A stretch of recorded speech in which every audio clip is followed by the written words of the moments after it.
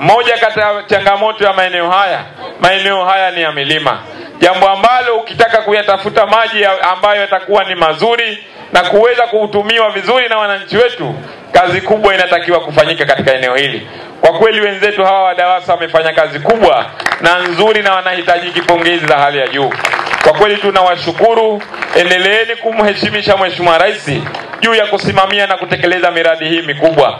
Kwa kweli tumekagua mradi huu sisi wakimbiza Mwenge wa Uhuru kitaifa.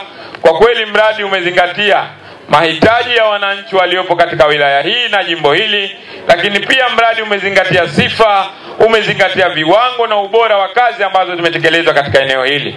Hivyo Mwenge wa Uhuru kwa heshima Daktari Samia, kwa kweli Mwenge wa Uhuru umeridhishwa na utekelezaji wa mradi ambao upo katika eneo hili, na kwa kweli umeridhika. Mwenge wa Uhuru oye!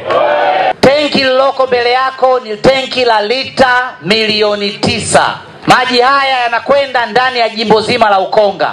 Kilomita 120 mabomba yametangazwa kwenye maeneo yote haya. Kwa hiyo nikuthibitishie wananchi wa jimbo la Ukonga, hatuna tunachomdai Dr. Samia. Nashukuru Mwenge wa Uhuru leo umepita kutembelea na kwa kweli umeridhika na utekelezaji wa mradi huu. Napenda kweli kuchukua nafasi hii kuweza kuwashukuru sana katika viongozi wa mbio za Mwenge katika kazi kubwa walioifanya. Lakini kipekee tuishukuru sana serikali ya Mama Samia kwa kutoa fedha za utekelezaji wa mradi huu. Lakini tushukuru viongozi wetu wa wizara, Mheshimiwa Waziri na Katibu Mkuu kwa maelekezo ambayo wametoa kipindi cha utekelezaji wa mradi huu. Hatua sasa kubwa inayofuata baada ya mradi huu kuwa tumekamilisha hii ni kuweza kuunganisha wateja kwenye miundombinu ya maji. Sisi kama DAWASA tumejipanga vizuri na kazi hii tumeshaianza. Tumepiga kambi maeneo haya, tunawafuata wateja hapa walipo, na wateja wanakuja siku hiyo hiyo na kupewa fomu ya kujaza na kujiunga, na wakati huo tunaunganisha maji siku hiyo hiyo. Kwa hiyo tunaomba tu tuseme kwamba zoezi hili linaendelea vizuri. Hadi kufikia tarehe ya leo zaidi ya wateja 400 wameshajitokeza kuomba huduma ya maji, na zaidi ya wateja 200 karibu na 13 wameshaunganishiwa huduma ya maji, na kasi ya kuunganisha wateja inaendelea. Kwa kweli kwa kipindi cha mwanzo tulipata shida sana.